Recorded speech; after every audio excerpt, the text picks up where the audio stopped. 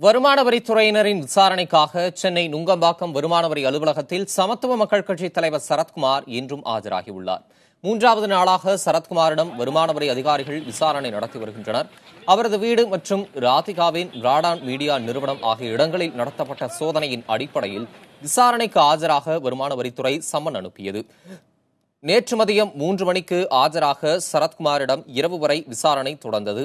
4,97,00,000 ரூபாய் அளவுக்கு வரி ஏய்ப்பு செய்தது குறித்து சரத்குமார் ஒப்புக்கொண்டதாக வருமான வரித்துறை வட்டாரங்கள் தெரிவித்திருந்தன. இந்த நிலையில் இன்று 3 மணிக்கு சரத்குமார் ஆஜரான நிலையில் அவரிடம் வருவாய் புலனாய்வு பிரிவு அதிகாரிகள் விசாரணை நடத்தி வருகின்றனர்.